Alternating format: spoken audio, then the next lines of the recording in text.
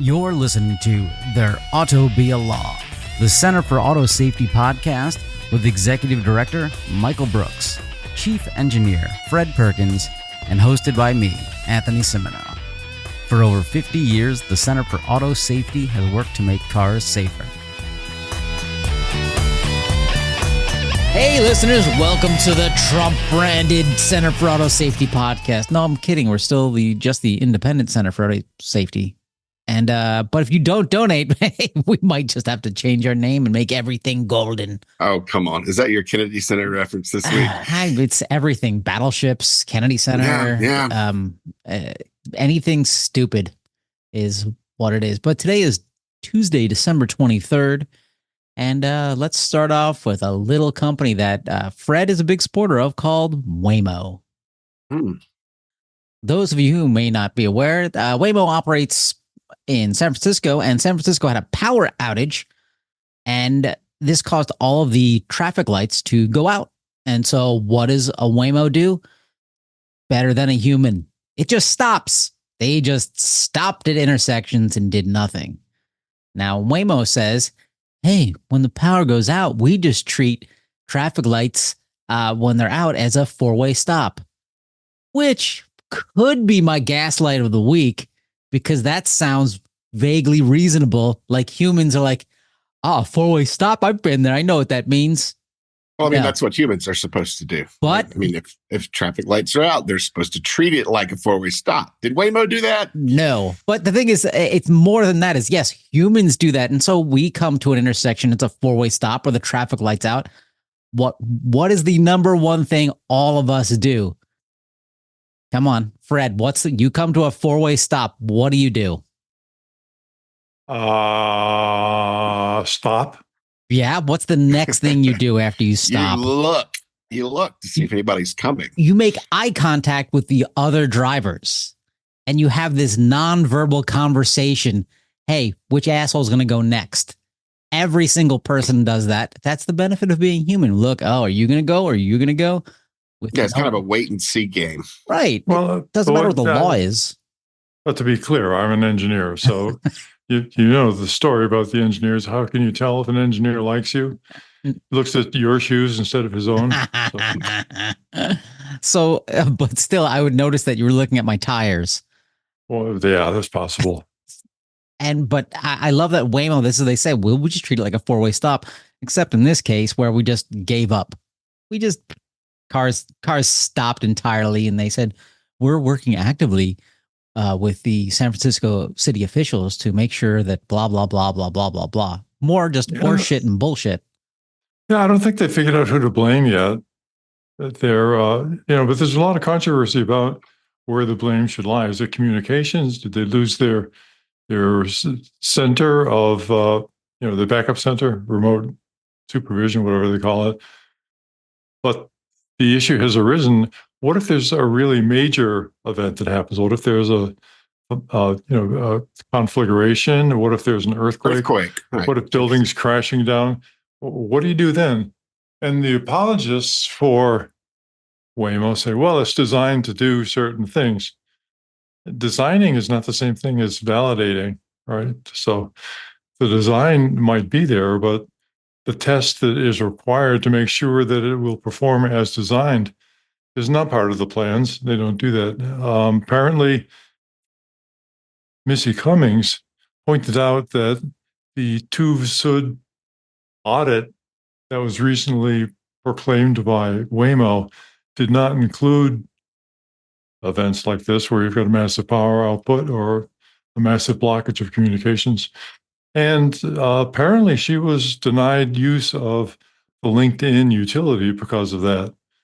So she's back on now, but there's a lot of things going on.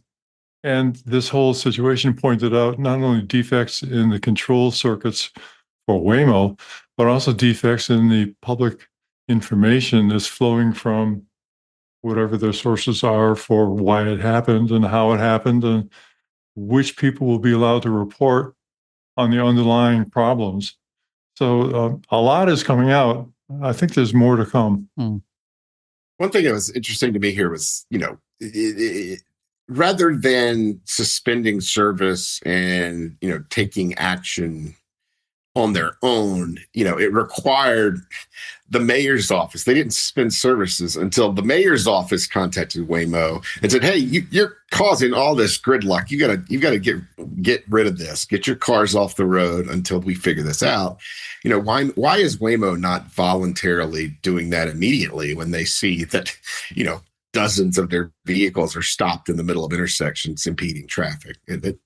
It's doesn't speak too well to their operations that they can't figure that kind of thing out. And they'll say over and over again that safety is their first priority, but clearly it's not. Clearly operations is the first priority. And if safety were their first priority, they would have pulled the Waymos as soon as it became clear that they were blocking intersections all over the city, just like their refusal to stand down their Waymo operations in Austin when it became clear that the Waymos were violating the requirement to stop for school buses with flashing red lights.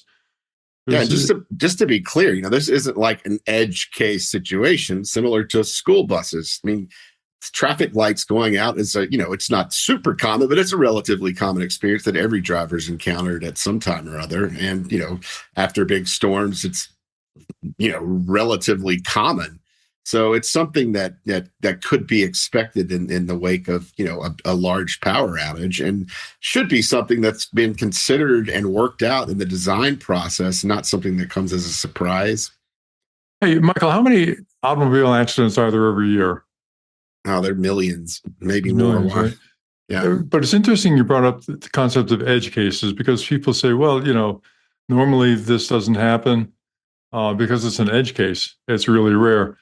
Every collision is an edge case, right? Every collision basically is something that was unanticipated by the driver or the automobile manufacturer. So there are millions of edge cases that occur every single year. And to dismiss a collision or a crash or a critical traffic incident by saying it's an edge case is really doing a disservice to public safety. Yeah. I mean, I you could really go a lot of different ways with the edge case issue. I mean, I think the way I see it is a very narrow set of circumstances that wasn't contemplated, or wasn't a reasonable or common occurrence that's relatively foreseeable. It's sorry, I lost something there. Oh, well, Michael's adjusting his headphones. I don't see this as an edge case though at all, because it says, okay, this problem happens, treat it as a four-way stop. And as I first started discussing, the problem with four-way stops is you really need humans there to make eye contact with other humans to decide, what do we do next? Who's doing next? Or you need a vehicle that has been designed and can handle those situations by observing those same humans, right? But even that, I think, is hard, because like if you can be observing, like it's that is probably the most impossible engineering problem. But it's necessary, right? If you want to be able to operate safely. I don't know if it's possible though. But I'm going to quote from this article in the San Francisco Chronicle. Waymo said its vehicles are designed to treat non-functioning traffic signals as four-way stops, but the company acknowledged that the scale of the outage created unusual conditions. That's bullshit. I'm in Waymo X, okay? I've come to a traffic light and the traffic lights are out. I have no idea that another Waymo 6 miles away is experiencing the same thing. Why does my Waymo care? Why would the operation of some other vehicle at a different location prevent mine from doing what Waymo said they've designed their cars to do, which is non-functioning traffic lights treated as a four-way stop? Who cares? There could be no traffic lights operating. Why is your system so fragile that if one vehicle runs into this edge case, that all of them fail? Well, you've got to wonder here too, what impact the power outage had on the remote operations. They've claimed it's not remote operations at all. They've been very clear on that, saying it had nothing to do with remote operations. Yeah. I think that's bullshit too. They're still looking for the right person to blame. I want to go one level deeper on this though. Please. The same article points out that many people in San Francisco are using Waymo, violating the terms of service, to send their children to school and pick up their children from school. So let's put those two together, right? You've got Waymos full of kids violating the terms of service who are not qualified to drive, scattered throughout the city. And then you've got a power outage, and all of a sudden, all of those Waymos stop where they are.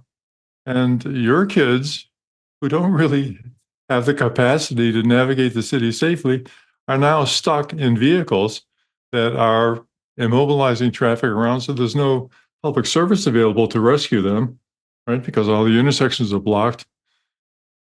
How can this be a good idea?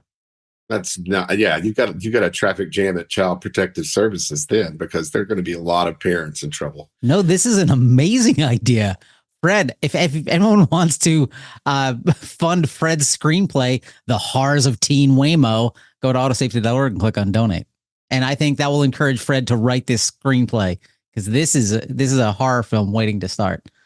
I was thinking more of it as like the Hunger Games type thing, where the kids have to fight their way home, right? but the thing is, the kids unfortunately just punching their phone over and over again. Why won't it respond? They all get now put them in Teslas where they can't get out of the cars because the electricity has failed.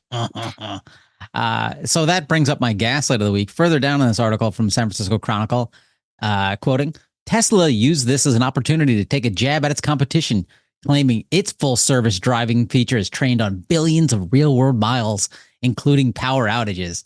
And this is my gaslight of the week, because Tesla does not offer an autonomous vehicle service anywhere in the country. Nope. But hey, nice try.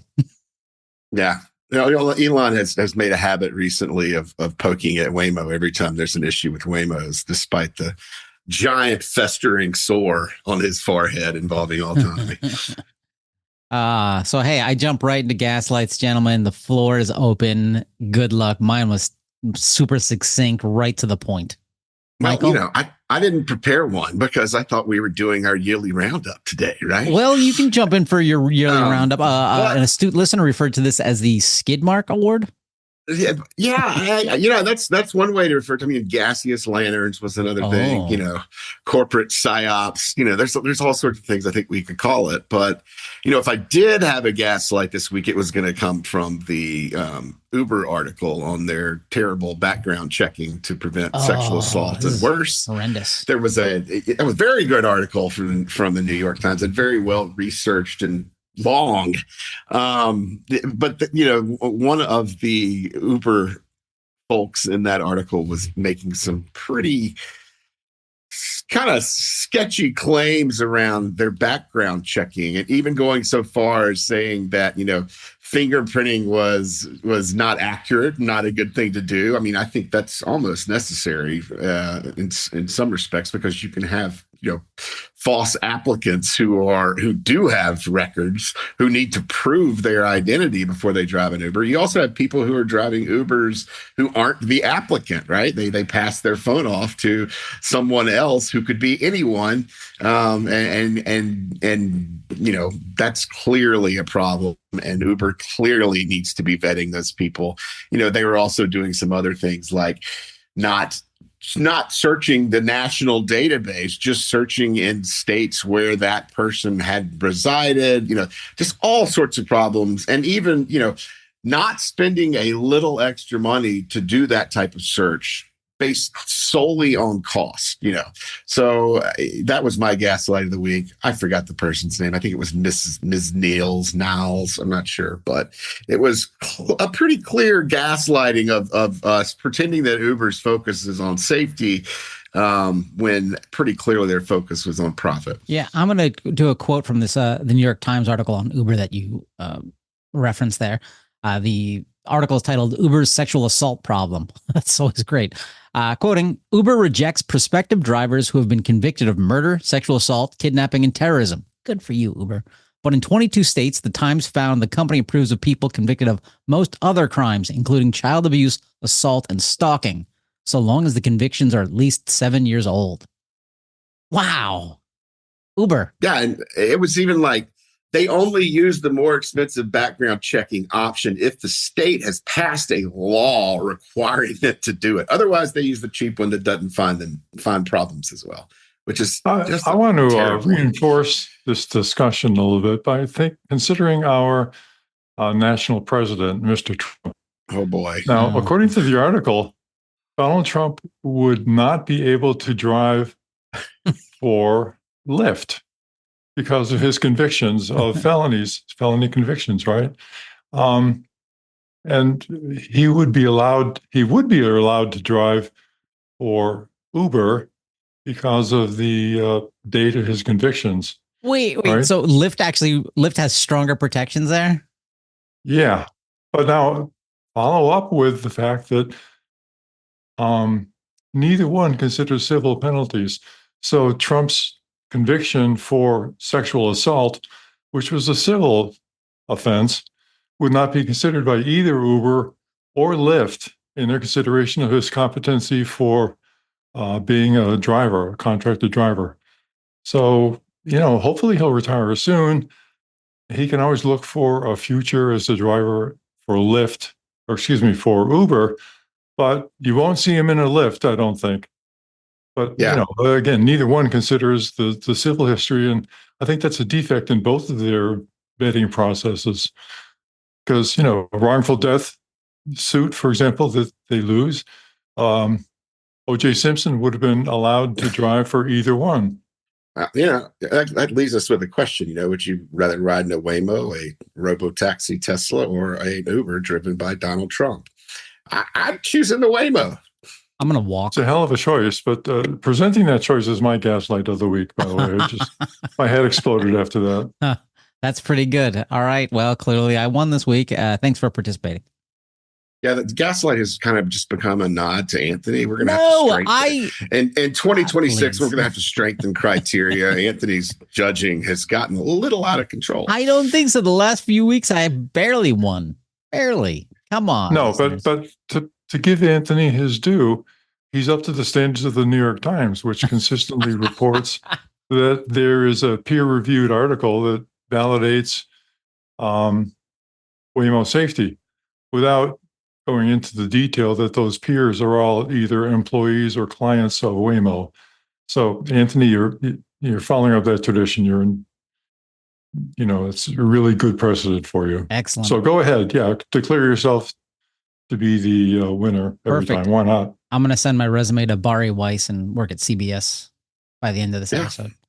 Let's move on to a little company called Tesla. That's right. Hey, now listeners, if you've not even paid attention, you just have this running in the background while you're doing dishes, you've heard us talk about how the Federal Trade Commission should go after Tesla for calling things full self-driving when they're not, autopilot when it's not. And now a California judge ruled late Tuesday afternoon that Tesla engaged in deceptive marketing in reference to its full self-driving system and that Tesla's license to sell and produce cars in the state should be revoked for 30 days. However, the California DMV said, we'll give you 60 days to comply and fix its marketing. So this is a good thing. I mean, it's almost a decade late, but progress, right? Yeah, I mean, we wrote California DMV a letter in 2018 telling them, exactly what they did here. Obviously, they could have done a lot quicker, and if they had, they might have saved some lives. But they have finally done it, and they've declined to, suspend Tesla's manufacturing license. I'm sure there's some political considerations since Tesla still operates, industry in the state of California.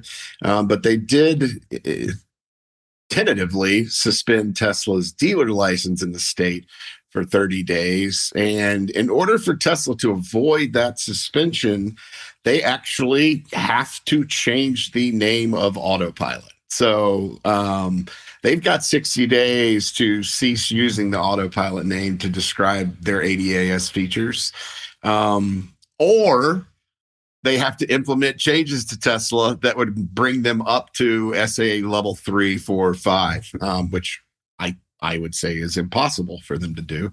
So ultimately, if Tesla's going to satisfy these conditions, I mean, there's a chance they're going to try to bullshit their way into saying they're level 3. There's always that chance with Tesla.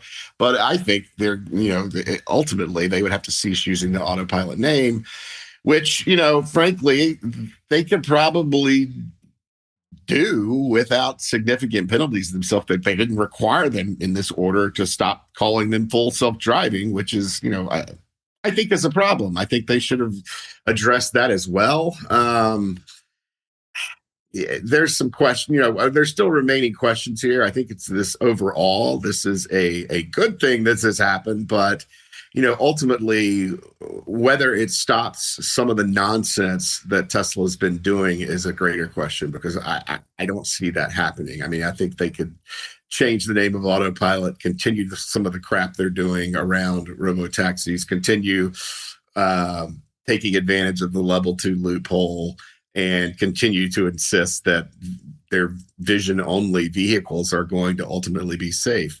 So this is going to be one of those situations. Plus, they have an opportunity to appeal this. They have an opportunity to ask for reconsideration of the decision, which is probably not that great of an option for them.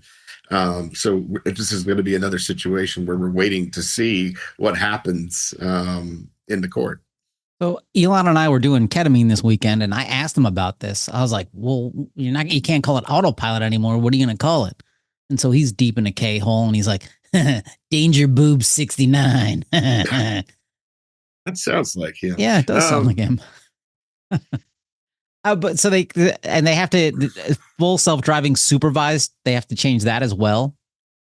I don't see that in the order. Right. Autopilot was. I mean, it's autopilot was not found to be unambiguously false by the court, right? But what it does is what we've always said it's done. It's a very ambiguous term that gives some people the idea that the vehicles are self-driving, which is all that should really matter, right? As long as you're lying to part of the population that believes you, even if the other part of the population knows you're full of shit, you still risk killing the part of the population that believed you. And that kind of marketing just doesn't work in the auto industry. It's something that we've been worried and still see signs that other auto manufacturers are kind of hedging towards, which certainly makes us fearful. When we start seeing people use phrases like hands off, eyes off, things like that really take, in a vehicle that requires your attention, taking any of those steps could be a recipe for disaster. So that's one thing. But Tesla continues to change what autopilot is, what full self-driving capability is. I mean, functionally, the terms have become somewhat meaningless because Tesla continues to modify what systems and what those names apply to. So it's one reason why it's sometimes hard to distinguish what's autopilot, what's full self-driving. Well, you'd have to go back in time to look at what it meant at each stage. So it's, I'm a little surprised that the court didn't issue a direct order on the full self-driving part of this. So I guess we'll have an update within the next 60 days, I imagine. Possibly. If they go the route of appealing this, it could be much longer than that. It's really going to depend on which option Tesla takes, but I believe they have a certain period of time. I mean, because I'm assuming that if they appeal this, that the DMV's punishment will also be stayed until that appeal is resolved, but that's yet to be determined. Fun times. Yeah, I'm going to reclaim my option for Gaslight of the Week. Oh, reclaim. Because you just refreshed my memory, Michael, that the order, I think, distinguished between full self-driving and driver assistance.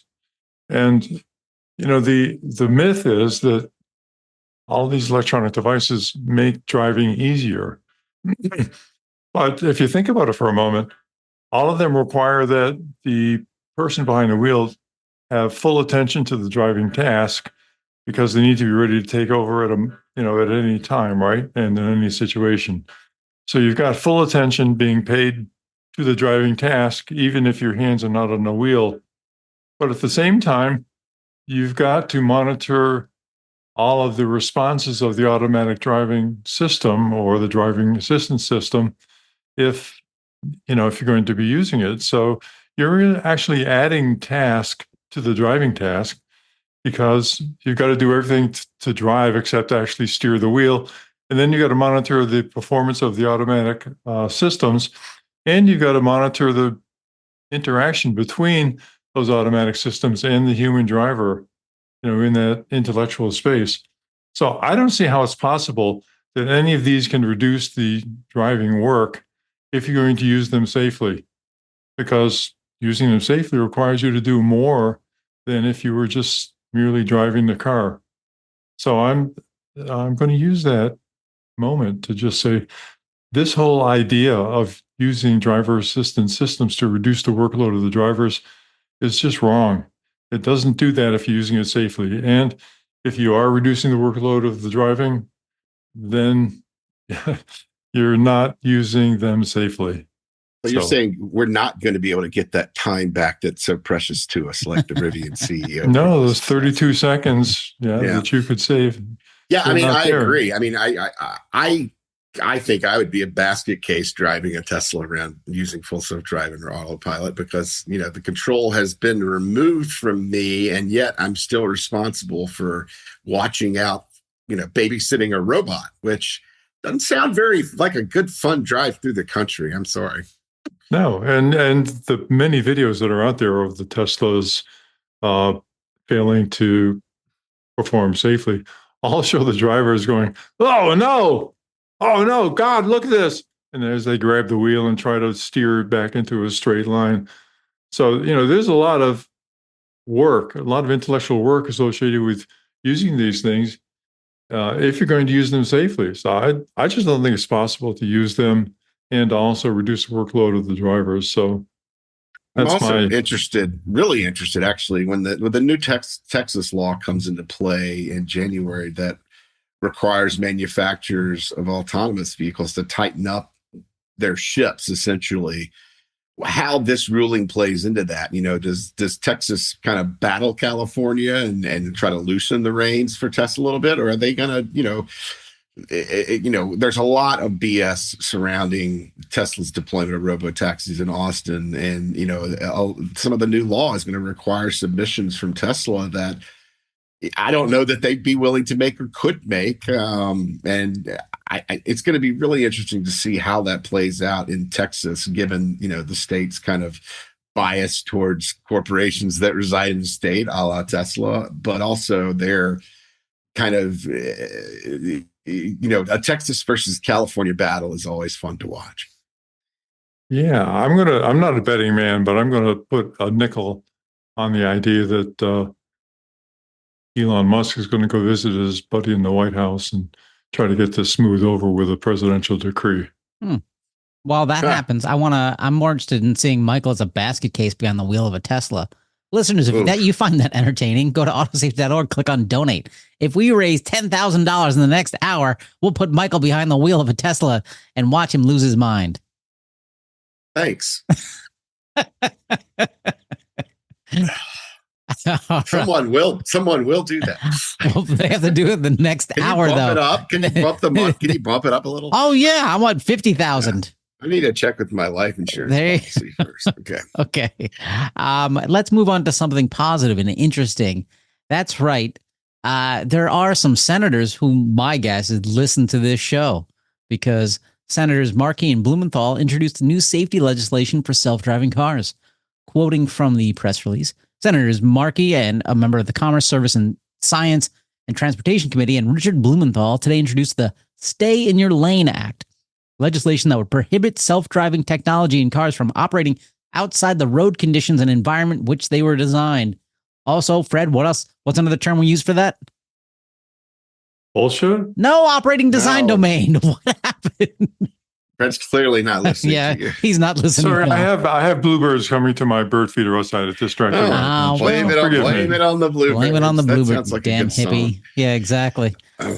Yes, this is great. They want to make what we've talked about, which a number of our guests have talked about, of saying, hey, operating design domain. These vehicles should only operate within there. And what's the big company that doesn't operate within an operating design domain? Fred Perkins for the win. Starts with T. I'm going to go with T-Mobile. Yep, T-Mobile it is. Oh, God, he's still staring at the birds. Tesla. Yeah. And to be clear, if you read the press release, they say, this applies to self-driving vehicles. Well, it applies to all vehicles. It's not just restricted to vehicles that are actually self-driving, because then it wouldn't apply to Tesla. But it basically means that anytime you have a partially automated, which is what Teslas are, or fully automated vehicle, you've got to be clear about what conditions and areas that vehicle can operate in. And if those conditions don't match up to where that vehicle is, it cannot function as an automated vehicle, fully or partially. It cannot do it. And if it does, it's in violation of the declaration that the company has made to NHTSA of what the design parameters are for that vehicle. So this is something that would, if had it been in law, a decade ago, could and should have prevented a lot of the crashes we've seen in Teslas, where they're being operated in areas, not on divided highways, on country roads, and in places where autopilot or full self-driving should never have been allowed to be turned on. And to remind listeners, partial automation includes things like adaptive cruise control, lane keeping assist, correct? It could be, it's not just adaptive cruise control or lane keeping assist. It's going to require, and if you go to the definition of it in here, it is a driving automation system. The hardware and software collectively capable of simultaneously performing all of the lateral and longitudinal vehicle motor control subtasks of the dynamic driving task of a motor vehicle on a sustained basis. So I think what that means in common terms is, sustained steering activity. So wouldn't my lane keeping, lane centering combined with adaptive cruise control, where essentially I'm just keeping pressure? Yeah. Okay. I think that could be. All right. We'll keep on top of this one and let you know how this develops. But this is a good one. And hey, we'd like to thank those senators for being fans of the show. Yeah. And we'd also, like virtually every other piece of legislation that comes out that tries to address something in auto safety, individual pieces of legislation simply aren't making it through the House or Senate anymore. I mean, it was bad before, but now it's become even worse, where most of these things have to be put into a larger funding bill. And this is one that we really hope makes it into the surface transportation reauthorization that's going to be coming up next year. Okay, Fred, another question for you. What's the big threat to America when it comes to our innovation and our progress towards anything? What is it? The biggest threat? Yes. I'm not sure what I'm doing. I'm going to have to go with NutraSweet. Oh, aspartame. Nice. It's just not good for you. You're reaching back in the 90s. That's the 80s. Bravo. Thank you. But the answer we're looking for is China. So from carsnewchina.com, it's an article. This is horrible. It's titled Baidu's Robotaxi Causes Accident in a Central City of China, Leaves 2 in Intensive Care. Quoting from the article, according to eyewitness reports and videos shared on social media, the self-driving vehicle struck 2 pedestrians at approximately 9 a.m. on Yanjiang Road. One victim was trapped beneath the vehicle, while another was injured nearby. Video footage shows the victim trapped under the vehicle wearing a helmet with visible face bleeding as bystanders attempted to lift the vehicle to rescue them. So the only self-driving car, I think, in the U.S. that's pinned somebody underneath was the GM Cruise. So, China in this one, they got 2 people at once. So they are winning. That was horrible. I'm so sorry. That was terrible. The only credit I would give, here is that it looks like the vehicle did not move any further after the victim was trapped under the vehicle, which Cruise failed at. But this is a Baidu vehicle, but it's operated by Hello, which is a company that's using Baidu vehicles in its autonomy. Baidu has a separate autonomous vehicle program, which I believe may be one of China's bigger ones. So it's hard to say. You can't exactly tell from the article, exactly which vehicle or what is going on here, but it's certainly a a lesson in being cautious. And I think that China only suspended the company's operational permit in the city in which it took place. So, you know, It's just another example of, hey, let's, as Mr. Perkins will say, let's not beta test, dangerous munitions on the road, right? Yeah, I think it's a bad idea to put lethal industrial machinery on the highway with no protection for, the other highway users. This, is no less important in China than it is at airports in the United States. So I think that, the way this is progressing so far in the United States is a recipe for disaster. We'll see. All right, moving on to something that it's also a recipe for disaster. Let's talk New Hampshire. From an article in Jalopnik, New Hampshire wants to get rid of car inspections if it weren't for you meddling environmentalists. Now, this blows me away. The state of New Hampshire, we don't want to do environmental car inspections to see if, you're rolling coal or you've got a Dieselgate vehicle or your car is just missing a catalytic converter, something like that.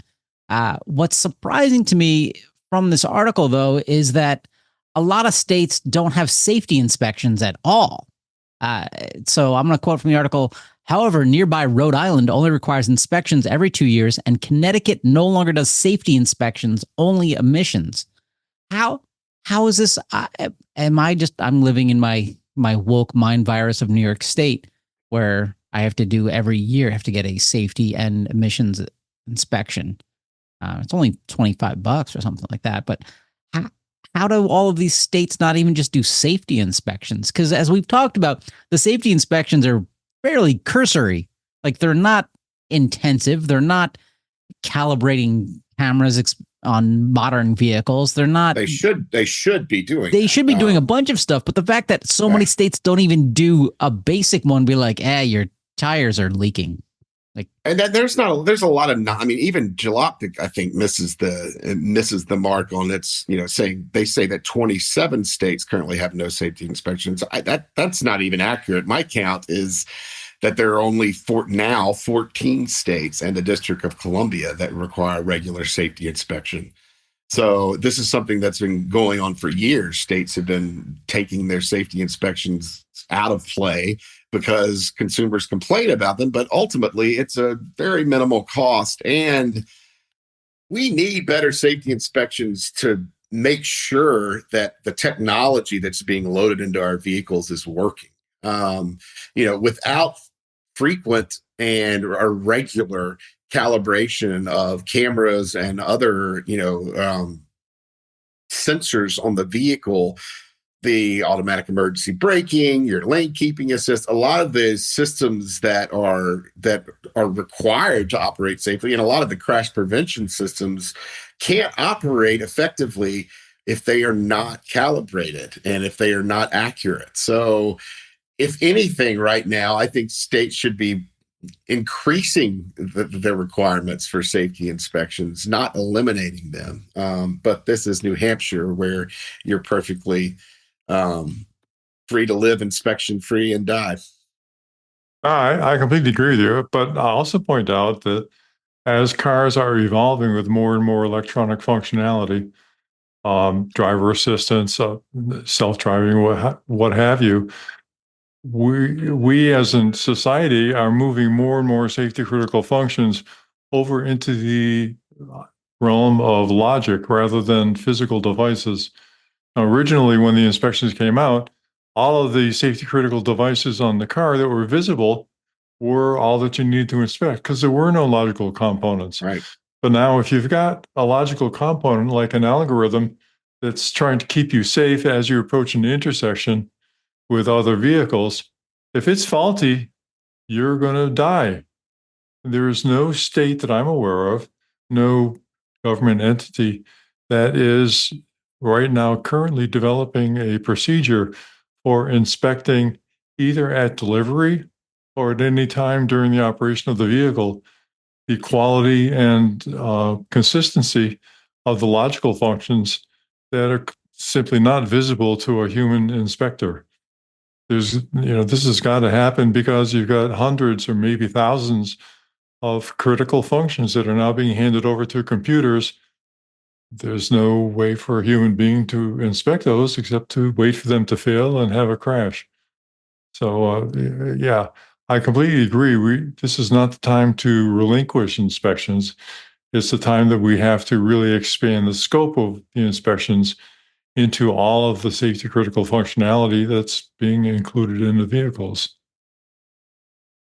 Michael, has this really been rejected because consumers fought back? Because for me, it's just once every October, I go to some Sal's Auto Body and I'm like, hey, I need an inspection. Like, great, have a seat. And I'm out in like 20 minutes. It's Yeah, I mean, it's not that. I mean, unless your car fails, right, or unless you go to, and this does happen. There are folks who operate in the inspection area who, every time you go to them, they will find a problem because they want to replace that part on your car and Sure. charge you for it. So, I mean, some of that, if it's not cracked down on, can result in consumer dissatisfaction with it. But I think mostly this is just, a political nod to some of the more libertarian voters out there who don't want to have to interface with the government in any face or form, unless they want roads to drive on or blah, blah, blah, all the things that government actually provides that they like to ignore in their arguments. But it's ultimately a bad. We're just ultimately headed down a bad road here because as cars become more and more complicated from a safety perspective, and individual owners and consumers are less able to evaluate. I mean, like anyone can evaluate whether there's a crack in your windshield. You can evaluate whether or not your brake lights or your horn are working, or some of the little simple safety inspection things they do. No one can evaluate by looking at the vehicle whether your cameras are calibrated, right? That's going to require being hooked up to a machine somewhere. And so it's this is just a very, very bad direction. So I think our number one threat to this country then is the state of New Hampshire. That's right. New Hampshire. All right. This is getting ridiculous. Fred, are you ready for continuing with the AV regulators checklist? Sure, I'll put up a few more. There we go. And a note to Junko Yoshida. I really want you to call me so we can dedicate one of the episodes of your podcast to this whole idea of setting up a set of informational questions for the regulators to use. So we're all ears. Come on, Junko, give us a call. Who the hell is Junko Anyway, Yoshida? Was he a pitcher for the Dodgers? I'm sorry? Who's Junko Yoshida? Oh, shame on you. I'll educate you later. But she's a podcaster who's got a lot of insights into the AV industry, interviews people frequently. Phil Koopman's on there a lot. Mike Nelson's on there a lot. Why aren't you two on there a lot? She's actually a very, very good journalist. But so far, I haven't been famous enough to attract her attention. But come on, Junko, give me a call. Maybe you gotta call her. I've already tried that. That hasn't worked. Next up on our checklist, remember, this is a checklist for use by non-technical people to start to force companies to divulge how much safety they're building into their self-driving vehicles. Next up is number 24. Has the applicant shown that safe ingress, egress, and expedited egress on demand is available regardless of users' race, sex, physical, or mental incapacities? So if you're using one of these vehicles, a robotaxi for hire, are you sure you can get the hell out of it if you have to? We've seen failures of electricity where the doors don't work in self-driving vehicles. We've seen Teslas wedged up against embankments and the electricity fails and people die from, I guess, what they call thermal injuries. That's not good, folks. So you need to make sure that if you're threatened, you can get the hell out of the vehicle and get yourself to safety. I think that's fundamental in any safety analysis. Next one is number 25. Has the applicant shown that unaccompanied underage users are prohibited from use? And this goes back to the New York Times article we talked about earlier, where a lot of the parents in San Francisco are using the Ubers, not the Ubers, the Waymos. Waymos to send their kids to and from school. That's a violation of the terms of service. Also a really bad idea, particularly because they can sometimes fail spectacularly and then your kids adrift. So next up after that, number 26. Has the applicant designed for and shown that the intended computer-driven vehicle user's destination may be safely and expeditiously modified by its user if in their sole determination the original destination is undesirable or unsafe? What do you mean? So, well, say that you have programmed in that you're going to 47 3rd Street, and the vehicle takes you to 47 3rd Street, and you see in front of 47 3rd Street, well, let's just say some militia members carrying automatic weapons. Do you really want to get out there? You should be able to redirect the vehicle, or maybe something's on fire, or there's some kind of catastrophe. Or your plans just changed, right? Your plans just changed. It doesn't right. have to be something insane like that, or like the Waymo driving into a shooting gallery. Right. Or you're wearing the wrong outfit for your militia. And for whatever reason, right? You, the user, should be able to say, "Nah, I don't want to go there anymore. I want to go somewhere else." I don't know that that's the capability. I don't believe it is in any of the robotaxis right now. But that should be yours. Again, fundamental aspect of your control over your own health and safety. I like that one a lot because a lot of times mapping software is not up to date. Like you're going to some restaurant and you go there, it just doesn't exist anymore, or it's closed today. And that's a very simple one. But also when you go to your militia meeting, make sure you're wearing the correct fatigues for your particular hate group. Yeah. Because it's embarrassing. I may have overworn that one. I'm not sure. Okay. Next one up, 27. Has the applicant proven that computer-driven vehicle commands and redirections are secure, authenticated, and legal? So let's say that you're a bad person and you want to deliver a bad package to a location, right? So you get in the Waymo and you put your bad package in the Waymo and you send it on its merry way. How is that controlled, right? How do you make sure that's not going to happen? Well, that's an interesting idea. Can I actually order like a Waymo and just not get in it, but just put a box in it and just send it off? A box in my phone because it doesn't know there's a person in there. That's Neuro's business, right? Neuro isn't in the business of sending packages unaccompanied by any human being to a indeterminate location. Yeah, I mean, look, that same thing goes for the post office, right? As long as you click the box that says no liquid, hazardous, perishable, or whatever, they're going to send it, right? Yeah, but and Uber Eats is advertising and publicly declaring that they're going to use these self-driving vehicles to deliver Uber Eats. Right. Well, boy, there's a lot of room in there for mischief, isn't there? Right. But getting back to the post office, they actually have massive systems in place to check for safety of packages. And how often do you discover a mail truck exploding? Like, Well, I mean, there was actually a lot of mail trucks catching fire in the last few years. Well, that had nothing to do with the package. Design defect, right? That's a very different thing. Okay. But I mean, how often is the mail used to ship illegal items? All the time. Well, right? That's again the Mitch Hedberg joke. My postal worker doesn't know he's also a drug dealer. Yeah.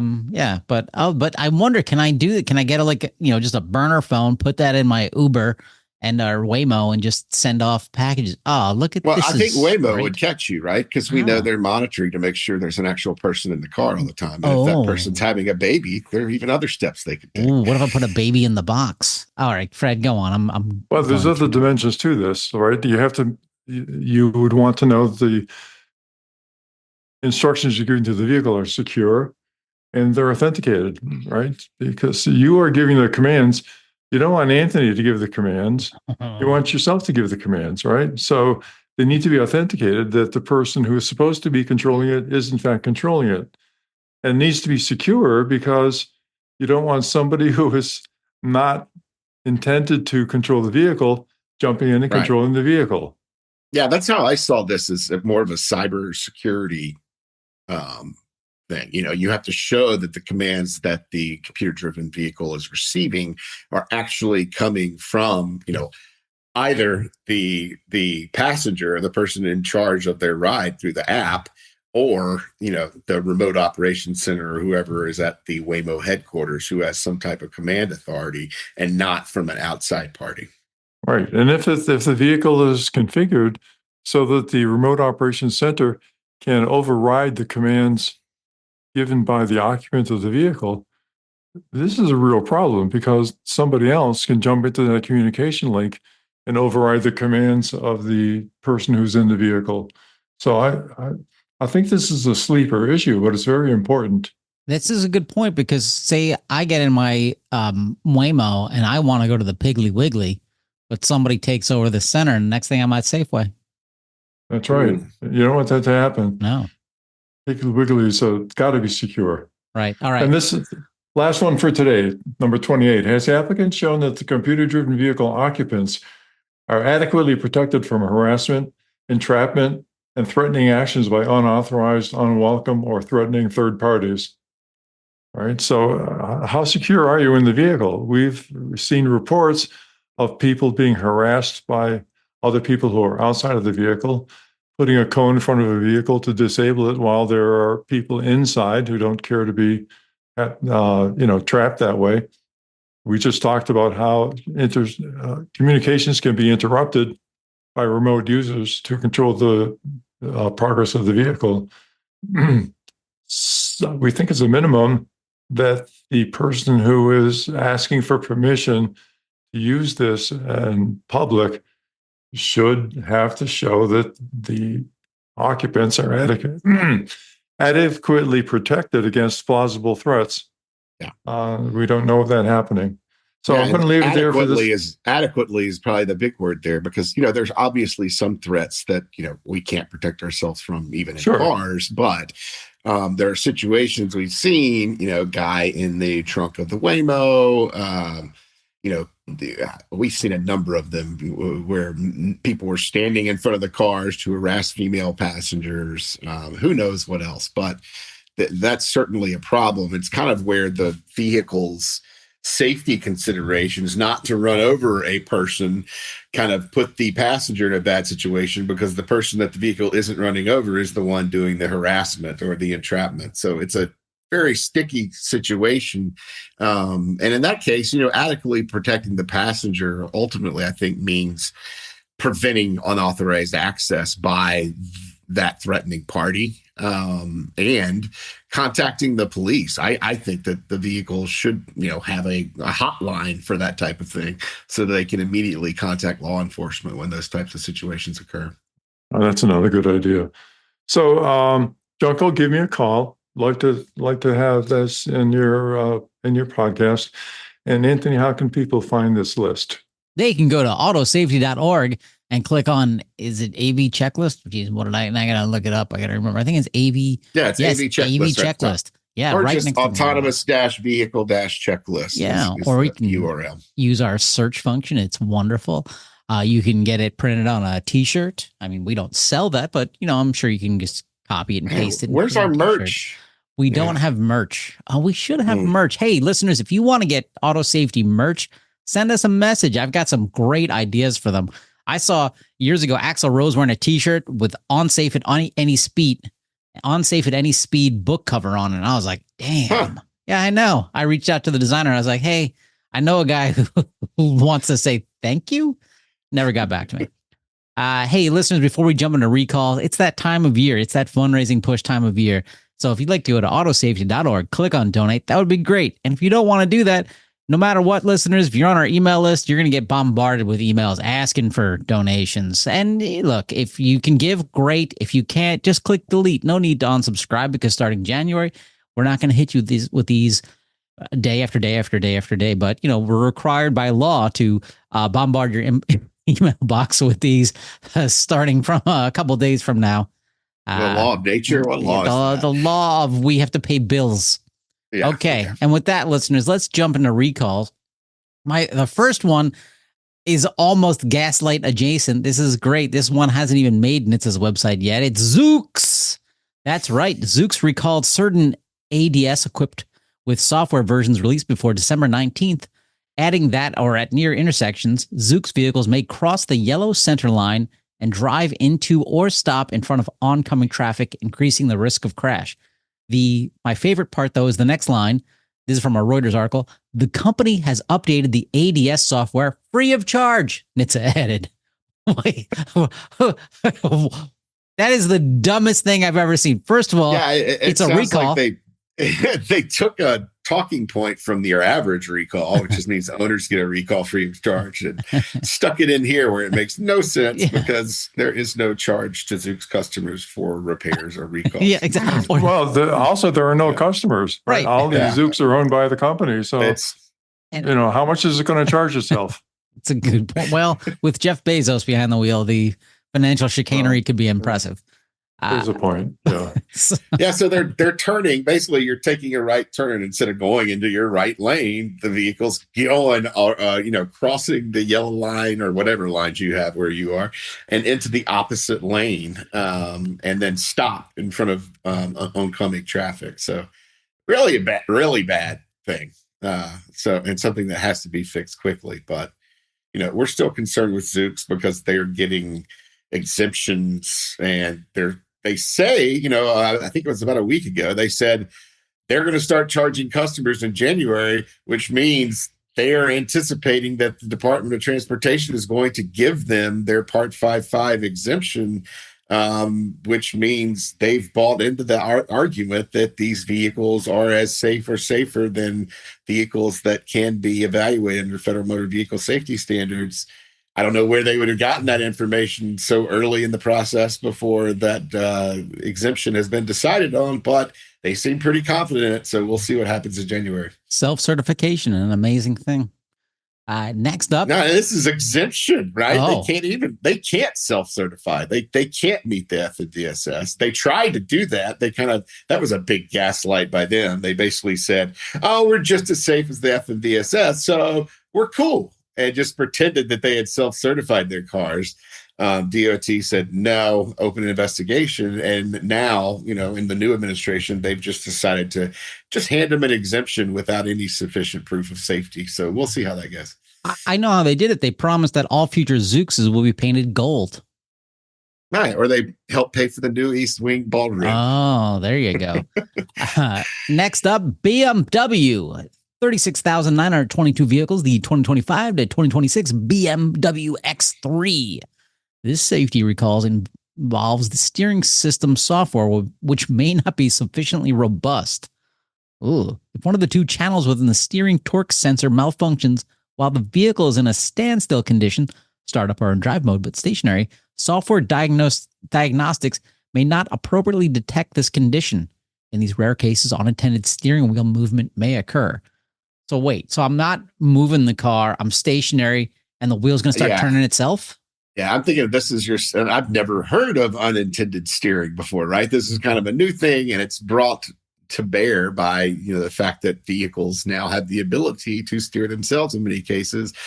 This one looks like, I'm thinking of it as you're sitting at a stoplight, not moving, and for whatever reason, due to this defect, the vehicle turns your tires. And so then when you proceed forward, you're going to be turning in whichever direction the vehicle has, spontaneously decided to move your tires. So that's clearly a problem. Oh boy. When will owners get an update? It sounds like they're going to get it in early February. It's going to be an over-the-air update. It sounds like, since they're just going to be updating the steering software. So they will won't it be have for free? Yes, it will. It will be free. And owners who don't want to do the over-the-air update have the option to go into their dealership. So excellent. That's going to happen on Groundhog's Day. Wonderful. Moving on. Honda, 70,658 vehicles. The 2016 to 2020 Acura ILX. Residual plasticizer in the brake reserve hose can contaminate the brake fluid, causing the brake master cylinder's secondary cup seal to swell and deform. Radiant engine heat further expands the seal, reducing its ability to seal and allowing brake fluid to bypass the seal during slow brake pedal applications. So just slam on the brakes. Never do slow braking, right? No. Oh. Obviously, your brake master cylinder fails, you're going to lose braking. Big problem. It's kind of it's hard to interpret this 573. They're going to replace the master cylinder with an improved part, but they've only scheduled an interim owner notification date again for Groundhog Day. But that's not the final owner notification date. It looks like they're going to be designing an improved master cylinder. So this one may take a while. Owners should be on the lookout in February for their interim notification. That's basically going to just tell you you're going to wait some more. We don't really have a final date for a fix here. So I think it pays these folks to be very aware that they could lose braking during that period. That's pretty scary. Yeah. Why Someone in Marysville is not going to have a Christmas vacation this year. Why is this not a stop driving this car notice? Well, I'm assuming because it's only happened in such rare occurrences that they don't believe it is a ongoing threat. However, they've only received a few complaints. It doesn't look like they've seen any accidents or injuries related to this. Perhaps that's the issue. Perhaps, you retain some of your braking and this really only affects the stopping distance. And they note stopping distance increased. So that could be the issue. You still have brakes, but your stopping distance isn't going to be what you expect. Next up, Ford. Wow. Ford? Odd. 272,645 vehicles. The 2025 to 2026 Ford Maverick, 2022 to 2026 F-150 Lightning, 2024 to 2026 Mustang Mach-E. They may have a transmission that may not lock into park in some instances. When tested in accordance with some sort of standard, each vehicle must not move more than 150 millimeters on a 10% grade when the gear selection is locked in park. Binding of the vehicle's IPM pull against the IPM slider component may impede the slider from returning to its fully engaged park position. I love that the fact they use millimeters in this. This is great. Take that, imperialists. Well, it's the Federal Motor Vehicle Safety Standard, so they do use the metric system because that's what scientists use around the world. And it just makes more sense to do it that way. And I believe most of and all of the engineering standards are metric as well. So it makes a lot of sense to be consistent across the board there. I think you could run into some real problems. What was that we talked about? Was it the Saturn rocket, Fred, where they used the wrong conversion or something? Oh, right. Metric to our system. That was a mission to Mars where they neglected to convert from metric to English, and it missed Mars by a few million miles. So looks like this is just going to be a software update and could be deployed over the air. These are, I think the vehicles involved here are all the relatively new hybrid and electric Fords. So that makes sense, but it doesn't look like they really know when this one is going to occur. It looks like they're going to start mailing owner notifications February 19th, but they're not going to finish till May 12th. So they appear to be struggling with, an over-the-air update that takes 3 months. Sounds a little odd. This is Ford's 140th vehicle recall of the year. So if I was to, or any consumers to go into a Ford dealership and buy a new Ford, Michael, would your recommendation be to just buy it and leave it there? That's funny, but my recommendation would probably be not to buy it in the first place. Although, who knows? There is a world in which all of this safety recall and focus means that Ford moving forward, quality may be job one. You never really know in the auto industry. Last recall, Chrysler, 52,565 vehicles, the 2025 Ram 2500, the 2025 Ram 3500. Some of these vehicles may have been built with an ORC module, which may go into offline state while driving. What is an ORC module?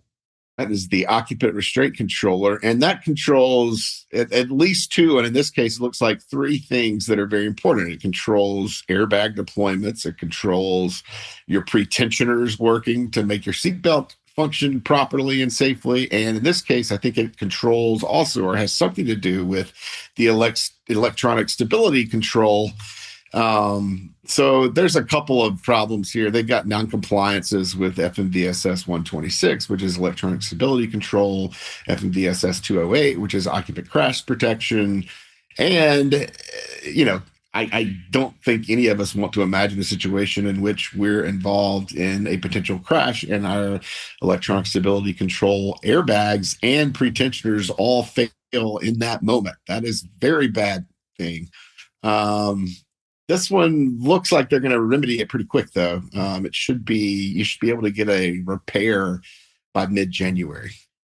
And with that, listeners, if you enjoy this show, or if you don't even enjoy this show, if you just enjoy safety, if you like, hey, every time I sit down in my car and I go, I have an airbag and a seatbelt and electronic stability control, and my Ford's not going to roll over on me, and my Goodyear tires won't explode randomly, then go to autosafety.org and click donate. Hey, Anthony, final question before we go. Yeah. How would somebody give us a message about, plaudits or wry observations about our parentage or anything else they'd care to discuss with us? I don't want to talk to you about your parents. You go to you can send an email to contact@autosafety.org. Yes, our spam filters are aggressive, but Michael's generous. Yeah, and I think we also have a feedback page for the podcast. There is a feedback page as well. I didn't know there'd be a quiz, guys. I think that goes directly to Anthony. So it might actually. Yes, if you go to autosafety.org. If you just want to get an Anthony's here, there you go. There you go. I've signed myself with it. You go to autosafety.org, go to the podcast page. At the bottom of that page is a handy dandy little form, and you can go ahead and send us a message and be like, let's talk about your parentage. All right, folks. All right. Thank you. And we'll be back next year next week will be the end of the year, and we'll do an end of the year wrap up maybe. I don't know. Yeah. We'll see. We might actually get to our gaslight illumination roundup next week. All right. Take care, everybody. Bye. All right. Bye-bye. For more information, visit www.autosafety.org.